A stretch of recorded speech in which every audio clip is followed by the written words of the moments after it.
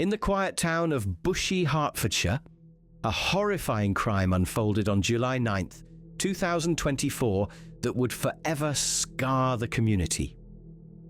Kyle Clifford, a 26-year-old former British soldier, committed a meticulously planned triple murder, targeting his ex-girlfriend Louise Hunt, her sister Hannah, and their mother Carol.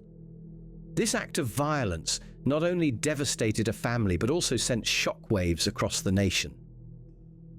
Clifford's relationship with Louise had ended just weeks prior, a rejection he couldn't accept. Consumed by jealousy and influenced by misogynistic content online, he orchestrated a brutal attack. On that fateful day, Clifford deceived his way into the Hunt family home, where he fatally stabbed Carol. He then restrained and raped Louise before killing her with a crossbow. Hannah met a similar fate upon her return home, shot in the chest by Clifford. The aftermath saw Clifford attempting suicide, resulting in paralysis from the waist down. At his trial, he showed no remorse, refusing to attend proceedings. The court handed down a whole life order, ensuring he would never be released. This case has sparked national conversations about domestic violence and the influence of online misogyny, prompting governmental action to address these pressing issues. For 18 months, Kyle Clifford and Louise Hunt were in a relationship that to outsiders appeared stable. However, beneath the surface, troubling dynamics were at play. Clifford, a former British soldier, exhibited controlling and misogynistic behaviours which strained their bond. Louise, a compassionate and ambitious young woman, grew increasingly uneasy with Clifford's demeanour. Friends and family observed his possessiveness and noted his disdainful attitude towards women. This culminated in Louise's decision to end the relationship in late June 2024, a choice that would have tragic consequences. Clifford's reaction to the breakup was anything but accepting. Consumed by jealousy and self-pity, he began plotting a sinister plan. His internet history revealed an obsession with misogynistic content, including videos from controversial influencer Andrew Tate. This toxic material further fueled his rage and justified his warped perspective on women and relationships. In the days following the breakup, Clifford meticulously prepared for his attack. He purchased weapons and equipment, including a crossbow, bolts, a knife, duct tape, and petrol. These items indicated a premeditated intent to inflict maximum harm. Clifford also monitored the Hunt family's routines, ensuring he could execute his plan when they were most vulnerable. On July 9th, 2024, Clifford approached the Hunt residence under the guise of returning Louise's belongings. Carol Hunt, Louise's mother, answered the door and, despite any reservations, allowed him inside. Clifford exploited this trust, launching a brutal attack that would devastate the family and the community. This case underscores the dangers of unchecked misogyny and the potential for intimate partner violence to escalate into unimaginable horror. Louise's courageous decision to leave a toxic relationship was met with fatal retaliation, highlighting the critical need for societal awareness and intervention in situations of domestic abuse. After Louise Hunt ended her relationship with Kyle Clifford on June 26, 2024, his thoughts turned dark. Instead of accepting the breakup, he became consumed by anger and obsession.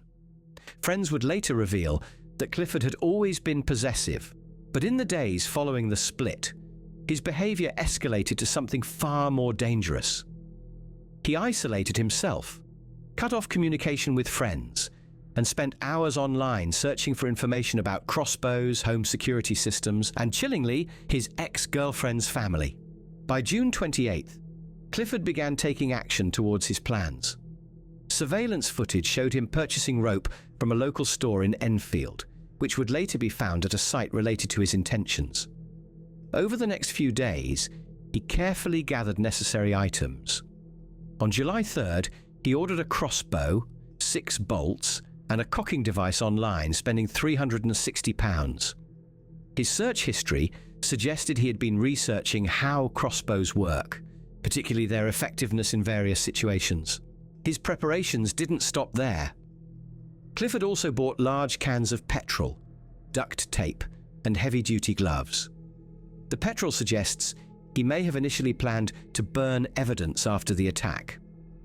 Additionally, he studied Louise's family's routines, checking her father, John Hunt's, work schedule to determine when he would be away. He even monitored their house from a distance, watching for patterns in movement. By the time July 9th arrived, Clifford was fully prepared. He had all his weapons, had planned his escape route, and knew exactly when the house would be most vulnerable. His actions weren't impulsive, they were methodical. Every step was taken with precision, ensuring that when the moment came, he would have the upper hand. All that remained was for him to put his plan into motion. On the morning of July 9th, 2024, Kyle Clifford set his plan into motion. He left his family home and drove towards Bushey, Hertfordshire, where the Hunt family lived. But this wasn't a reckless last-minute decision. Clifford took his time. He parked his car some distance away from the house, taking care to remain unseen. His phone records later revealed he was searching for information about the Hunt family's movements, specifically checking if John Hunt, Louise's father, was at work. At approximately 2:30 p.m., Clifford approached the house. He wasn't wearing a mask or any form of disguise. He intended to talk his way inside. He carried only a rucksack, inside which lay a knife, duct tape, and other tools for restraint. When Carol Hunt, Louise's mother, answered the door, she hesitated for a moment. She later told a friend she had a bad feeling when she saw Clifford. He looked different, unhinged, but ultimately she let him in. It was a tragic mistake. What happened next was swift and brutal. Clifford overpowered Carol almost immediately. Despite her efforts to resist, she stood no chance against a trained ex-soldier with a knife. He attacked with extreme violence, ensuring she could not call for help. The forensic evidence later revealed she suffered multiple stab wounds, indicating a frenzied and sustained assault. By the time Clifford stepped away, she was dead. Now, in complete control of the house, Clifford had time. He didn't flee. Instead, he calmly walked back outside to his car and retrieved his crossbow, ensuring the next stage of his attack would go exactly as planned. Louise, unaware of the horror unfolding inside, was in the outbuilding of the property running her dog grooming business. She had no idea that the man she once trusted had just murdered her mother and was lying in wait for her. At 4:11 p.m., Louise entered the house and Clifford struck again. He overpowered her, restraining her with duct tape and gagging her. What followed was a prolonged and nightmarish ordeal. Prosecutors would later reveal that forensic evidence pointed to sexual violence, though Clifford denied this throughout the trial. As the hours passed, Clifford used Louise's phone to send messages. Most chillingly, he texted her father, trying to gauge his whereabouts. He also searched online for information on disabling smoke detectors, leading investigators to believe he had considered setting the house on fire to destroy evidence. At 6:50 p.m., Clifford executed the final act of his attack. He picked up the crossbow and fired a bolt directly at Louise, killing her instantly. Just 2 minutes later, at 6:52 p.m., the front door opened. Hannah Hunt, Louise's younger sister, had arrived home. The moment she stepped inside, she sensed something was wrong. The house was eerily silent. Within seconds, she pulled out her phone and texted her boyfriend, "Call 999. She never got the chance to send another message. Clifford turned the crossbow on her and fired. The bolt struck her in the chest. Despite her injuries, Hannah was still alive when emergency responders arrived, but she died at the hospital shortly after. Clifford had done exactly what he set out to do. 3 women, all brutally murdered. But his plan wasn't over yet. Next, he had to vanish. After the incident, police arrived at the Hunt household and discovered the full scope of what had happened. Clifford had planned his actions but left behind evidence that would lead to his capture. After leaving the scene, Clifford went to a nearby cemetery. However, he injured himself and became paralyzed from the waist down.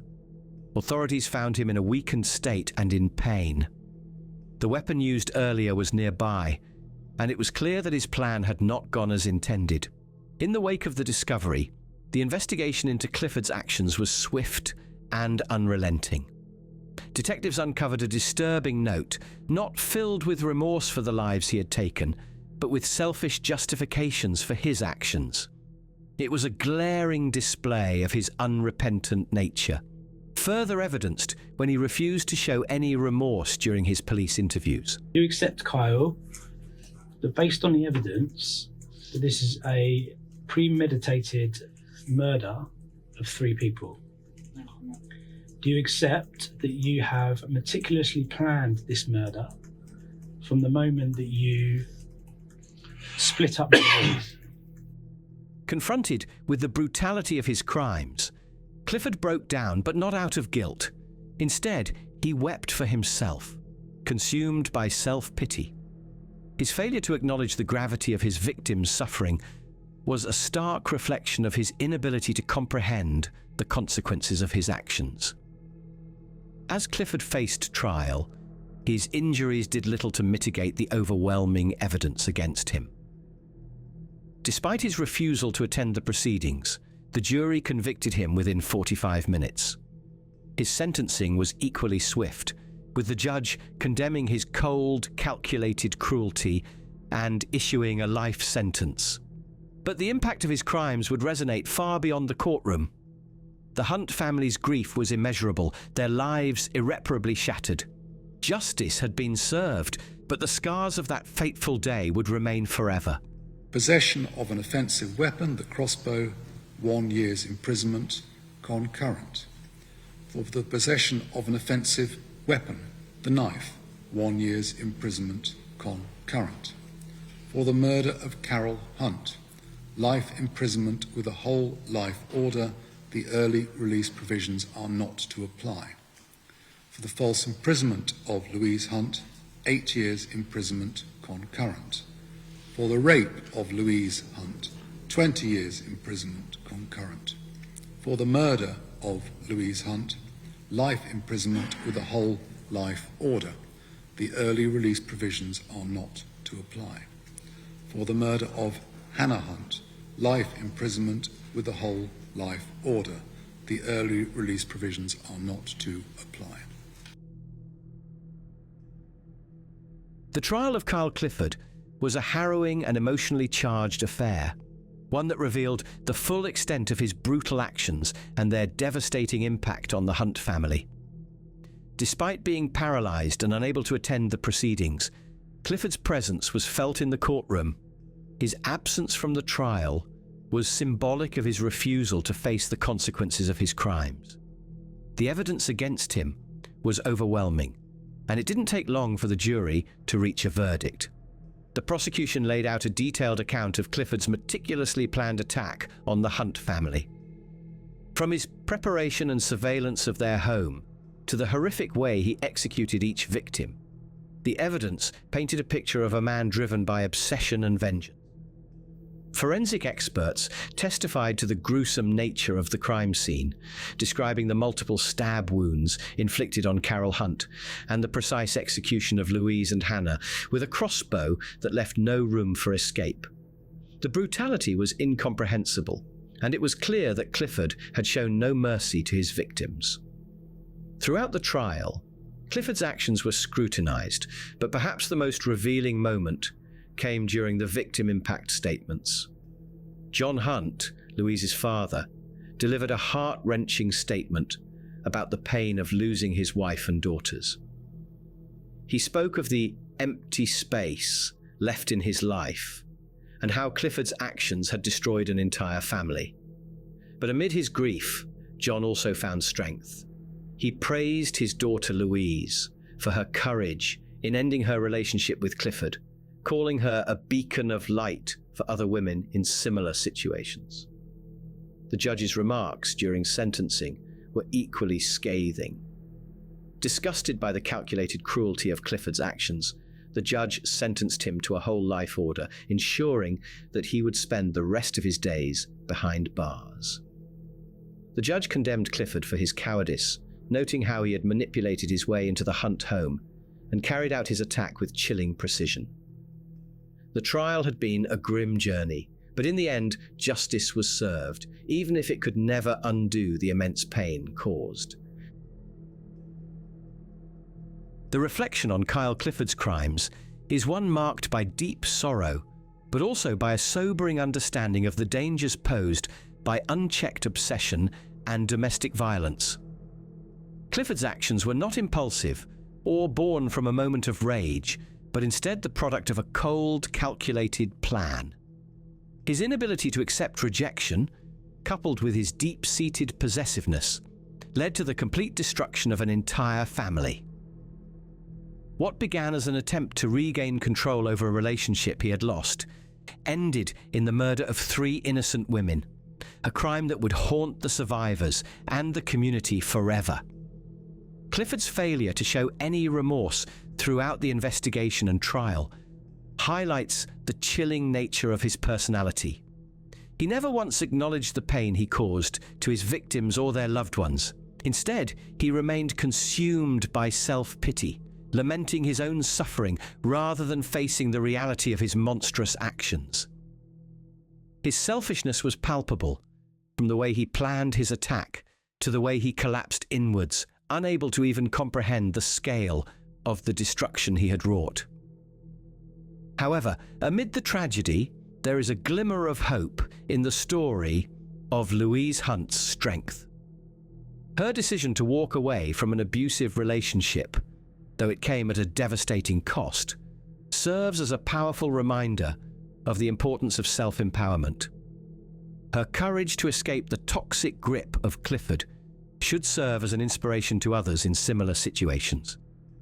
As John Hunt poignantly stated during the trial, Louise became a beacon of light, showing others that leaving an abuser is not a sign of weakness, but a display of strength. The lasting impact of Clifford's crimes is undeniable.